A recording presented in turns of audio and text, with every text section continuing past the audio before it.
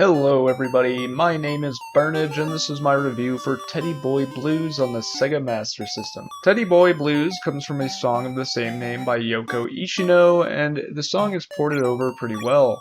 It plays through the entire game and is pretty catchy. So in this game, your goal is basically to defeat all enemies. There are dice around the level that act as monster spawners. The number on each die shows you how many more monsters will pop out of the die. The screen space is limited though, so only so many will pop out until you remove some of the others. To do this, you will have to shoot them, which will condense them into a little ball. And then once a little ball, you can collect them. After a short period of time, if the condensed enemy is never picked up, it will turn into a small eyeball bug and eat away at your timer. If you make contact with any monster before shrinking them, or if you run out of time, you will lose a life. If you clear all the monsters, you will move on to the next level.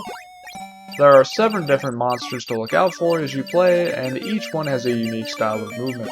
The blue masked monsters are the most basic and kind of just run left and right and jump up on ledges. The Darman bounces around in packs, changing direction every time it hits a wall. I'm pretty sure I saw this thing in Pit-Pot, another Sega Master System game. Oshishi is a lionhead that's straight up Satan incarnate. These guys bounce around so fast and without pattern, and they're very hard to avoid. You'll find that a large amount of your deaths will come from these. Den Den is a little snail. If you hit its shell, it will recede into it and be invincible until it pops back out. Imoran is a little caterpillar that will cling to walls. Beware if one is above you, lest they get the drop on you. Peon is a jumping flea monster that stays in packs. Every time you shoot one of the chain, it will switch directions. The slow mover is a big, tough, meaty boy and will absorb a lot of shots before he goes down. You will see all of these enemies by level 10, and there are 51 levels in the game.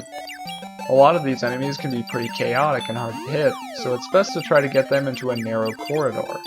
You have to be careful about sticking around in the same spot for too long though, because the floor will eventually start to give out. This can actually be very helpful in some levels, as you can just wait around to drop through the floor and get to hard to reach places. Every several levels there will be a bonus stage. Shoot the dice blocks to reveal prizes. Some boxes will have eyeball bugs in them that will eat away at your timer, and some boxes will have a Den Den. If you touch a Den Den, the round is over and you lose all the points from the items you've already revealed. Once the timer is up, you will get points for each prize you reveal, and the points will multiply for each pair of the same prize you find. I wish there was some strategy to this other than try to shoot as many boxes as you can in the timer and hope for the best. Save up those points, because if you get enough of them, you'll get a free life. This happens at 100,000 and 400,000. This game was originally an arcade game, and to start, it's pretty fun and charming, but once you start to get far, it will reveal itself for what it truly is, a malicious coin eater. A lot of the later levels are designed to just be unfair. It's like you need to be able to see into the future to make it anywhere in this game. You will start some levels in harm's way right out of the gate, and if you don't move the right way immediately, you're just dead. And then other levels feel like you have to just get lucky, with enemies literally raining down on you from above. These later levels will have your lives being sapped away at an incredible rate, and if you get game over, you start over from the beginning.